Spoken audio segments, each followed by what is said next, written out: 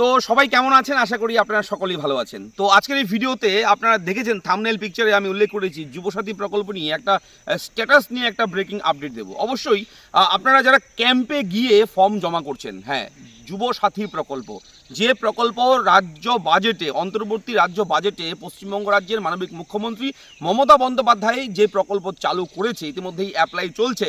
আপনারা online offline দুইভাবেই কিন্তু বর্তমানে অ্যাপ্লাই করতে পারছেন।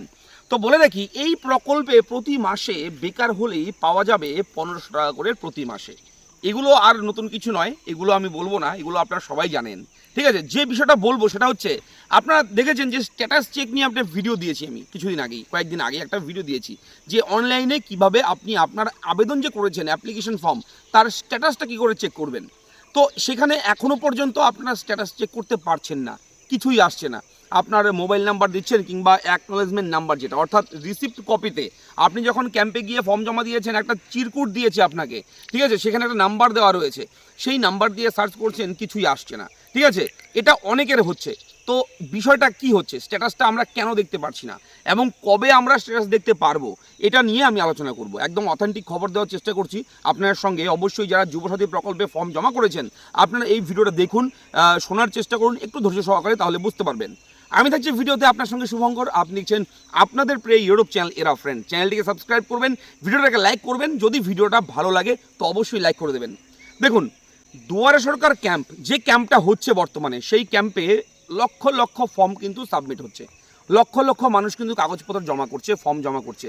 এবার এত এত মানুষের ফর্ম, সেই ফর্মগুলো জমা হওয়ার পর সেই ফর্মগুলোকে কিন্তু অনলাইনে আবার ডেটা এন্ট্রির মাধ্যমে ডেটা এন্ট্রি করা হবে, অনলাইনের মাধ্যমে সাবমিট করা হবে। সেগুলো অফিসিয়াল ওয়ার্ক, যারা ডিপার্টমেন্টের দায়িত্বে রয়েছে তারা কিন্তু এগুলো করবে। এবার সেটা করার জন্য সময়ের দরকার রয়েছে। এবার যখন আপনার অ্যাপ্লিকেশনটা অনলাইন সাবমিট করা হবে, সরকারি যারা আধিকারিক আছে, যারা এই দায়িত্বে আছে, যারা এই ডকুমেন্ট আপনার অ্যাপ্লিকেশনটাকে যখন ডেটা এন্ট্রি করবে, অনলাইনে সাবমিট করবে, সঙ্গে সঙ্গে কিন্তু আপনি একটা নোটিফিকেশন পাবেন। কি নোটিফিকেশন? আপনার নোটিফিকেশন আপনি SMS এর মাধ্যমে পাবেন। আপনার যে রেজিস্টার মোবাইল নাম্বার, যে মোবাইল নাম্বারটা আপনি সেই ফর্মে দিয়েছেন, সেই মোবাইল নাম্বারে কিন্তু একটা মেসেজ আসবে। সেই মেসেজে থাকবে আপনার সেই নাম্বার, অ্যাকনোলেজমেন্ট নাম্বার অর্থাৎ অ্যাপ্লিকেশন নাম্বার, সেই নাম্বারটা থাকবে। সেই নাম্বারটা যতক্ষণ না পাচ্ছেন ততক্ষণ কিন্তু আপনি অনলাইনের মাধ্যমে স্ট্যাটাস চেক করতে পারবেন না। ঠিক আছে, এটা হচ্ছে মূল বিষয়। এবার SMS এর ইনবক্স আপনাদের কিন্তু মাঝে মাঝে প্রতিনিয়ত একটু চেক করতে হবে যে কখন মেসেজটা ঢুকলো, সেটা কিন্তু আপনাদের দেখতে হবে। তো যখনই SMS-টা আসবে, তা আমি স্ক্রিনশটটাও দিয়ে দিচ্ছি অন স্ক্রিনে। স্ক্রিনশটটা এরকম ধরনের একটা SMS আপনি পাবেন। এই SMS-টা পেলেই কিন্তু আপনার পরবর্তী সময় তখন থেকে আপনি স্ট্যাটাসটা চেক করতে পারবেন। তার আগে কিন্তু আপনার অ্যাপ্লিকেশন নাম্বার আপনি দিয়ে সার্চ করবেন, আপনি স্ট্যাটাস চেক করতে পারবেন না। ঠিক আছে, এটা অনেকের ডাউট রয়েছে, স্ট্যাটাস চেক করতে পারছি না, কিছুই আসছে না, অ্যাপ্লিকেশন জমা করলাম, ফর্ম জমা করলাম, কোথায় গেল আমার অ্যাপ্লিকেশন ফর্মটা। তো বলে রাখি, যখন SMS পাবেন তার মানে অনলাইনে ডেটা এন্ট্রি হয়ে গেছে, সাবমিট হয়ে গেছে।